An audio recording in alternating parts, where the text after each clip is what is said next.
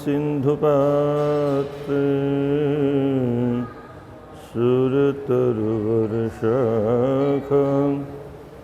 लेखनीपत्रमुर्वे लिखति अधिगृहीत्वा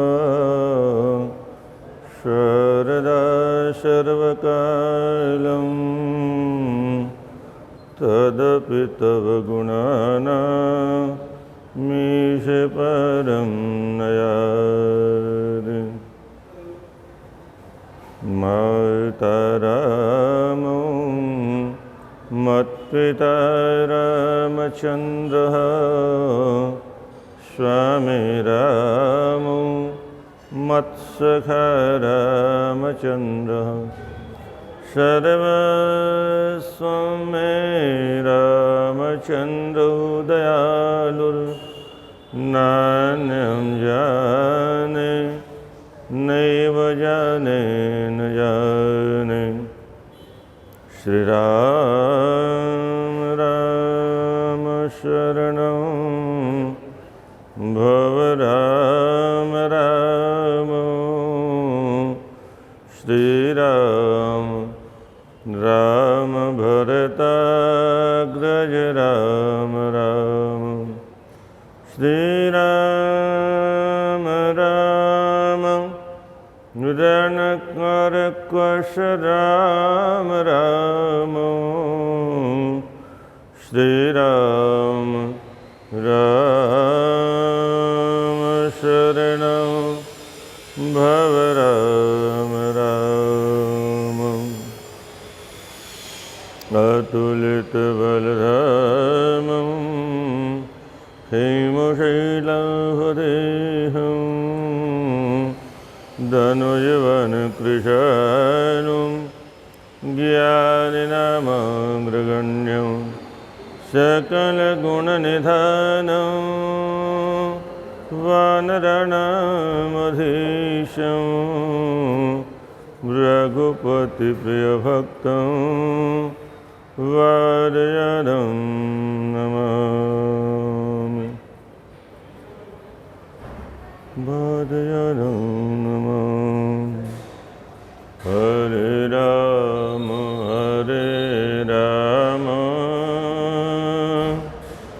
राम राम हरे हरे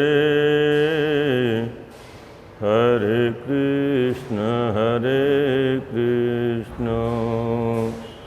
कृष्ण कृष्ण हरे हरे हरे राम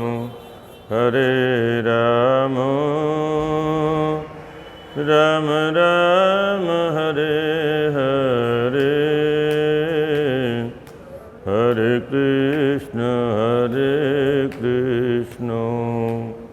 कृष्ण कृष्ण हरे हरे हरे राम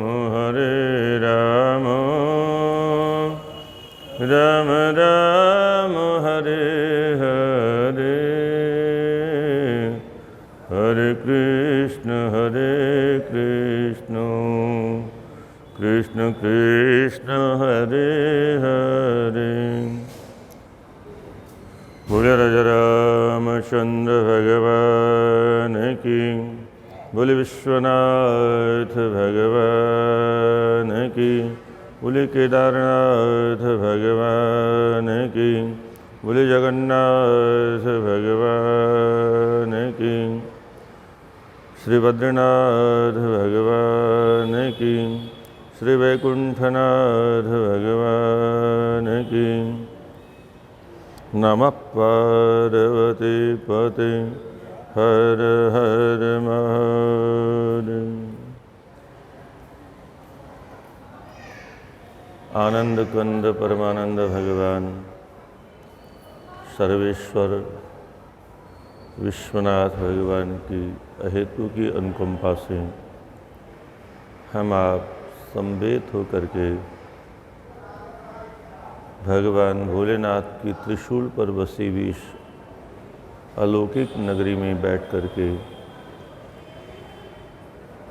भगवान की जो वास्तविक नगरी है उसका दर्शन तो दिव्य महापुरुषों को होता है। काशी नगरी त्रिशूल पर विराजमान है और उसका ठीक ठीक अनुभव जैसे हमारे वृंदावन धाम में नित्य रास होता है, अथवा वह भी गोलोक धाम से आया हुआ वृंदावन धाम है, हमें कहाँ दिखाई देता है? क्योंकि हमारी आँखें तो पांच भौतिक हैं, हमारा ज्ञान भी सीमित है, हमारी भक्ति भी सीमित है, हमारा भाव भी सीमित है, हमारी साधना भी सीमित है, और इसलिए इन दिव्य नगरियों का जो वास्तविक स्वरूप है, जो चिन्मय स्वरूप है, जो दिव्य स्वरूप है, जो अलौकिक स्वरूप है, वह न दिखाई दे करके हमें अन्य गांवों की तरह से, अन्य शहरों की तरह से ये सब तीर्थ दिखाई देते हैं। जैसे सामान्य बुद्धि वाले व्यक्ति को गंगा जी का कोई महत्व नहीं, उसके लिए तो जल है। आपने तो काशी में देखा हुआ है, बहुत से लोग यहाँ वो लोग भी हैं जो नहाते हैं, जिनको गंगा जी से कोई लेना देना नहीं, और स्नान तो वो भी करते हैं।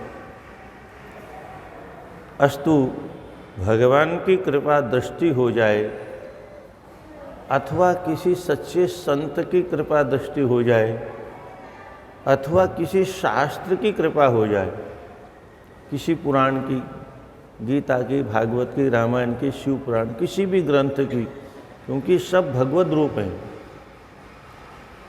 सामान्य एक अक्षर भी, मैं आपको बताऊं, एक अक्षर भी भगवत रूप ही है।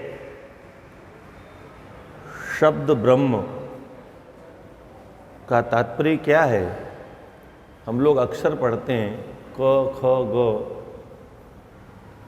और अक्षर का सीधा सीधा अर्थ क्या है? न क्षरतीति अक्षर, जिसका कभी विनाश नहीं हो उसको अक्षर कहते हैं। तो हम जिन अक्षरों को पढ़ते हैं वो अक्षर भी ब्रह्म रूप है। सुबह संकेत किया था, ब्रह्म के दो रूप होते हैं, तो शब्द ब्रह्म, अक्षर ब्रह्म का तात्पर्य जितने भी ग्रंथ हैं, ये सब ग्रंथ शब्द ब्रह्म के प्रतीक हैं, ये अक्षर ब्रह्म के प्रतीक हैं। और इसी अक्षर ब्रह्म, ये अक्षर ब्रह्म ही वह सीढ़ी है जहाँ से चलते हुए हम परब्रह्म परमात्मा तक पहुँचने की सामर्थ्य कभी प्राप्त करेंगे।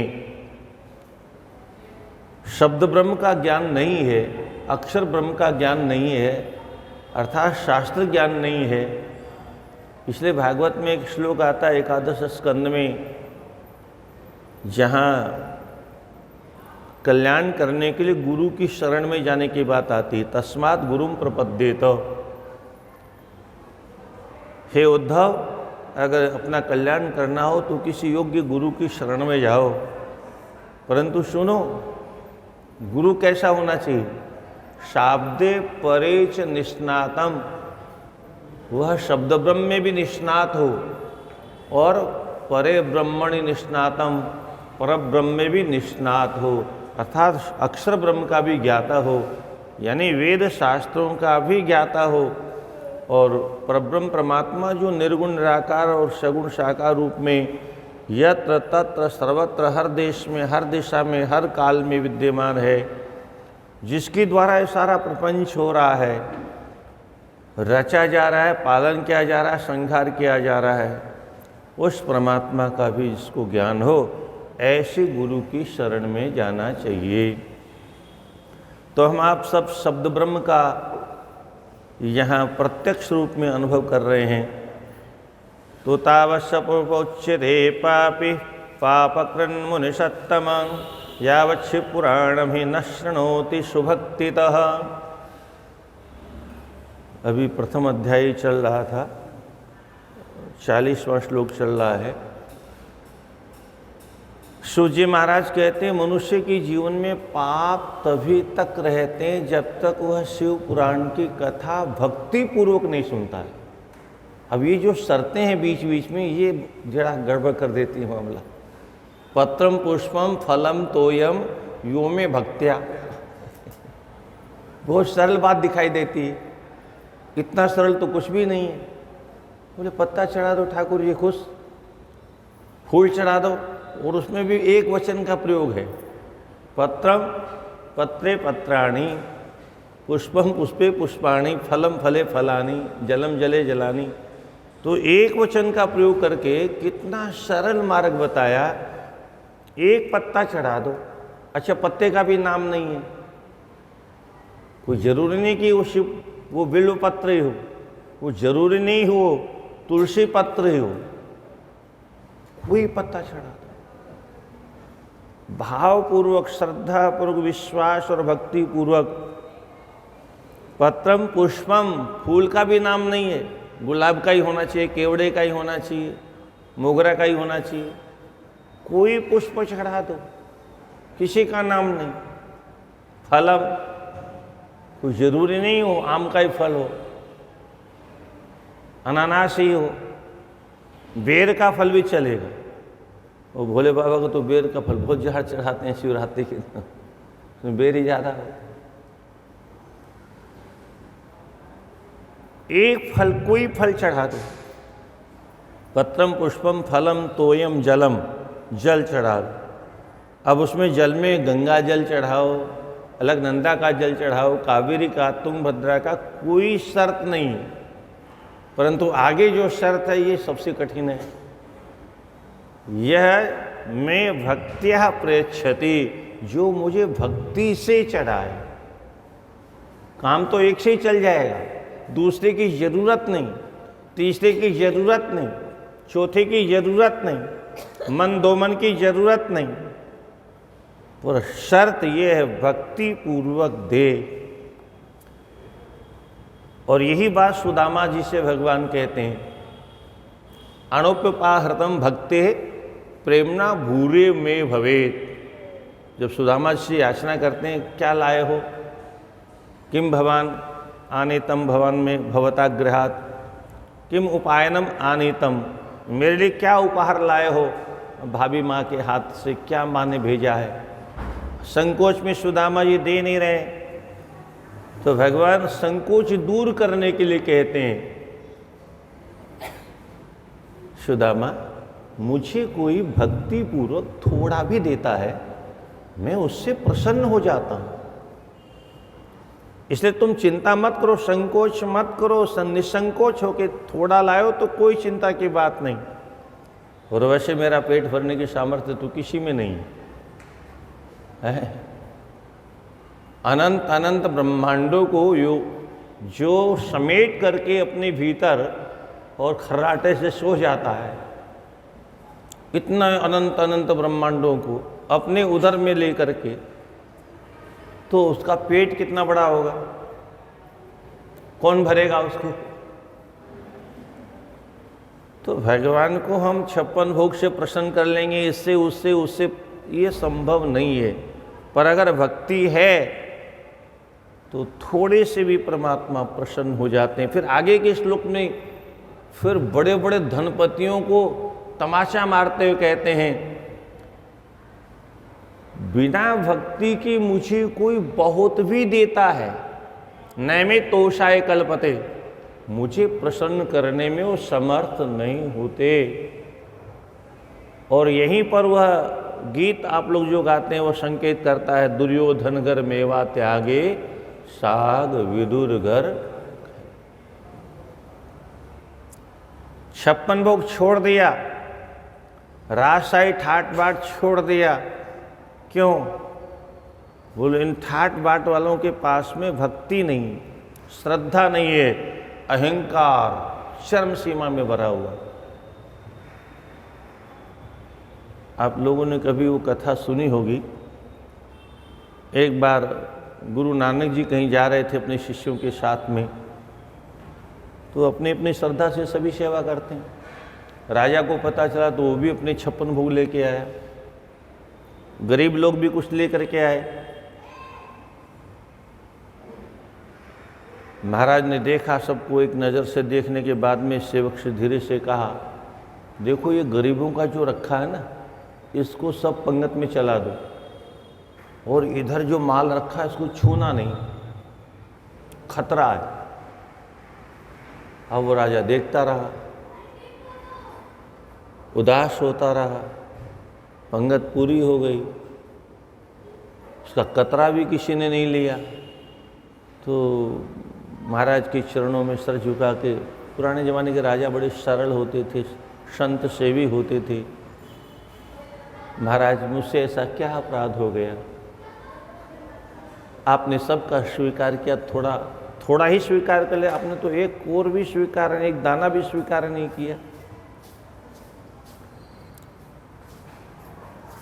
नानक जी ने कहा, अपनी असलियत जानना चाहते हो? क्यों अपना भेद खुलवाते हो? बोल नहीं महाराज, आप बताइए का कारण क्या है? तो महाराज ने कहा, देखो हमारा कोई साधु तो इसको हाथ लगाएगा नहीं, अपने सेवक को बुलाओ। और सेवक जब आया तो कहा, एक मिठाई उठाओ और इसको जरा दबाओ। उस मिठाई को दबाया तो उसे